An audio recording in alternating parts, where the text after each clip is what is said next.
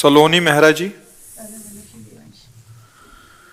गुरुदेव, आपके चरणों में कोटि कोटि नमन। गुरुदेव, परिवार में रहकर परिवार से राग कैसे खत्म हो, ये समझ नहीं आ रहा, बहुत कठिन पड़ रहा है। हाँ, कठिन तो है। जन्म जन्मांतरों से राग में ही हम विचरण करते रहे। अगर उसी राग को हम प्रभु में समर्पित कर दें तो वो राग खत्म हो जाएगा। ये सिद्धांत है जो हमें बहुत प्रिय लगता है, वो हम प्रभु के चरणों में समर्पित कर दें तो हमारा राग नष्ट हो जाएगा उस वस्तु से, उस व्यक्ति से। तब जैसे पति है, पुत्र है, परिवार के सदस्य हैं, हम इनकी जो सेवा करते हैं, इनसे जो व्यवहार करते हैं, उस समय को, उस चेष्टा को प्रियालाल के चरणों में समर्पित कर दें तो इनसे राग खत्म हो जाएगा और बहुत सुंदर व्यवहार होने लगेगा जब हम उसे उपासना मान लेंगे ना। अभी क्या है, हम ममता युक्त होकर उनसे व्यवहार कर रहे हैं, इसलिए हमें राग चुभ रहा है, परमार्थ में बाधा पहुंचा रहा है। और वही ममता रहित हम होकर अगर इनसे व्यवहार करेंगे तो प्रेम होगा, और प्रेम में बहुत प्रिय व्यवहार होता है, पर ममता नहीं होती। ममता आराध्य देव में होती है, ये युक्ति उपासक के हृदय में जागृत होती है। ममता रहित बहुत सुंदर व्यवहार।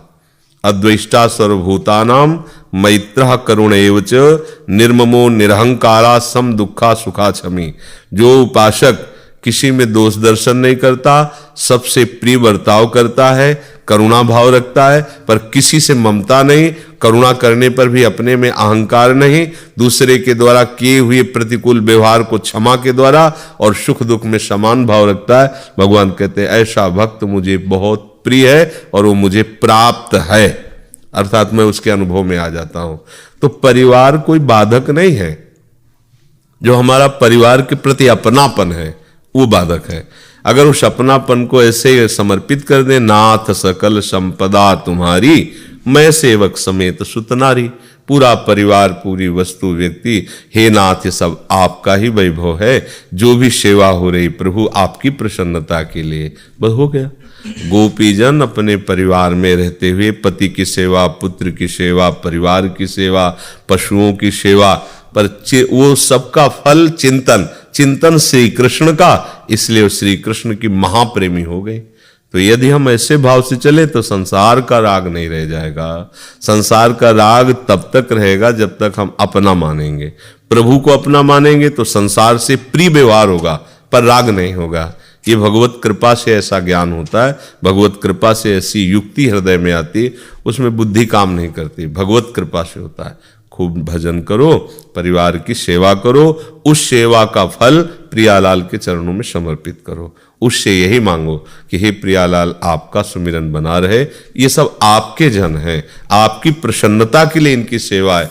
हो गया। एक संत को जो गति मिलेगी वही एक गृहस्थ को, ऐसी भावना वाले को गति मिलेगी।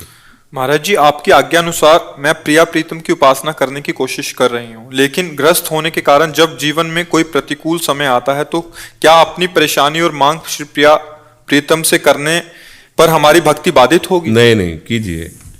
अब उनके सिवा हमारा कोई है नहीं, तो हम रोएंगे उन्हीं से, हंसेंगे उन्हीं से, खेलेंगे उन्हीं से, मांगेंगे भी तो उन्हीं से। हमारी कोई भी समस्या है तो हमारे मालिक भी तो है ना, वो तो अपनी बात कह देंगे। जब तक हमारा कुछ है तब तक, और जब हमारा कुछ नहीं है, उन्हीं का सब कुछ है, तो फिर बात कहना बंद हो जाएगी। जब तक दो विभाग हैं, हमारा और प्रियालाल, तब तक हमें मांग करनी पड़ेगी, तब तक हमें अपनी बातें रखनी पड़ेगी।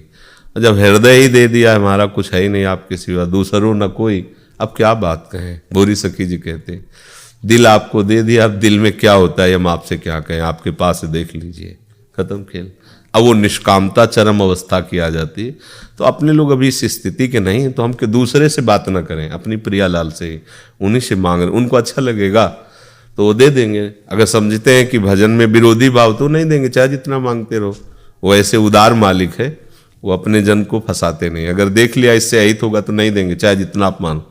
आप अश्रद्धा कर लो तो भी, बच्चा नाराज हो जाता है, माँ से के खिलाफ हो जाता है, तो माँ बच्चे की खिलाफत पर नहीं ध्यान देती, उसके मंगल पर ध्यान देती कि अगर ये वस्तु दे दी और ये खा लेगा तो बीमार हो जाएगा, अगर ये बाहर गया तो पिट जाएगा। वो भले वो बच्चा बुरा माने, पर वो माँ तो अनंत माताओं जैसा वात्सल्य प्रभु लिए, जब देखते हैं दी हुई मांगता है, जितना दिया उससे तो मुक्त नहीं हो पा रहा और फंसने को मांगता है तो नहीं देते।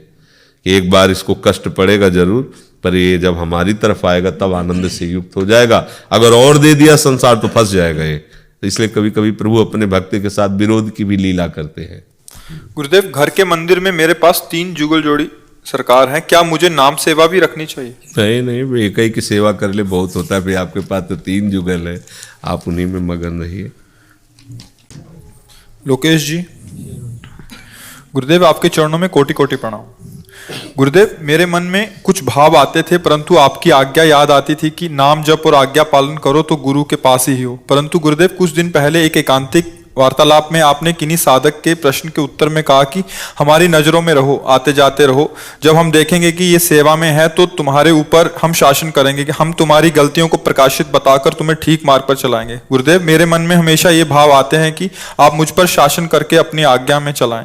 दूर रहकर मुझे ये पूर्ण रूप से संभव प्रतीत नहीं होता, कृपया मार्गदर्शन करें। नहीं, अगर गुरु को मनुष्य समझोगे तो ये बात है।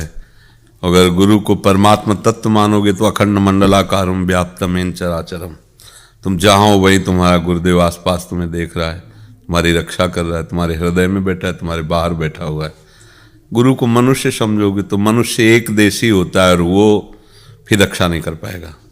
एक देशी एक देश में रक्षा कर सकता है, लेकिन सर्वत्र विराजमान जो गुरु को मानता है वही सुरक्षित रहता है। तो आप जहाँ भी हो गुरुदेव के सामने कोई भी गलत काम करने के पहले देखो कि गुरुदेव विराजमान, जड़ में, चैतन्य में, सब में गुरुदेव विराज। तभी तो वास्तविक गुरुदेव का आप पूजन कर रहे हैं, गुरुदेव की आप महिमा को जान रहे। नहीं तो फिर गुरुदेव कमरे में बैठे एक देशी है तो बात नहीं बनेगी। अखंड मंडलाकारम व्याप्तमेन चराचरम तत्पदम दर्शितमेन तस्मै श्री गुरुवे नमः। और कुछ बातें बच्चा ऐसी होती हैं कि जो सामने वाले के अनुसार उत्तर दिया जाता है, वो सबके लिए नहीं हो सकता। अब जैसे मेडिकल स्टोर में दवाइयाँ आई हैं, लेकिन डॉक्टर एक ही बुखार है लेकिन अलग अलग पावर की दवाई देगा, अलग अलग। अब कह दो वो टेबलेट शुरू दिया हमको भी, तो नहीं है, उसके मन के अनुसार चलो, अपने नहीं। ऐसे मानो किसी उपासक को देख रहे हैं, उस समय अंदर स्फुरणा हो रही कि ऐसा ही इसको उपदेश देना है। अब वो सार्वजनिक नहीं होगा, केवल उस व्यक्ति की अवस्था स्थिति के कारण उसको उपदेश दिया जाता है। ये बात समझ। जैसे हम तो मान लो प्रश्नकर्ता की स्थिति देखकर कहते हैं जरूरी नहीं कि आप तिलक लगाइए, जरूरी नहीं कि आप कंठ बांधिए। अगर परिवार में विरोध होता है, झगड़ा होता है, मत कीजिए, राधा राधा बोलिए। अब ये सिद्धांत तो नहीं हो गया ना, ये पर्सनल उसके लिए उपदेश, उसकी परिस्थिति के कारण उपदेश है। ऐसे कई उपदेश होते हैं जो परिस्थिति के कारण उसके लिए केवल होते हैं, सार्वजनिक नहीं होते। तो ऐसे प्रश्न अगर अपने दिमाग में आए तो उत्तर ले लेना चाहिए। हम ये देखना है हमारे योग्य क्या है, हमारे लिए क्या आदेश है। उसके लिए ऐसा आदेश तो ऐसा तो नहीं कि उसके जैसा ही मेरे को आदेश है। अगर वो सार्वजनिक है तो बात अलग है, अगर पर्सनल उपदेश है। अब यहां सार्वजनिक उत्तर कम, पर्सनल उत्तर होते हैं। जैसे आप प्रश्न कर रहे हैं तो आपकी तरफ देखा, आपकी स्थिति क्या है, आपकी भावना क्या है, उसके अनुसार उत्तर। वहां जो बोलते हो सार्वजनिक बोलते हैं। सत्संग हो रहा है, किसी का प्रश्न नहीं, वो सार्वजनिक है, सबका बराबर अधिकार है, उसको ग्रहण करो। लेकिन यहां के जो प्रश्न उत्तर है उसमें विचार करना पड़ेगा कि सामने वाला व्यक्ति किस परिस्थिति में है, किस स्थिति में है, उसके अनुसार उसको उत्तर दिया जा रहा है। समझ रहे ना।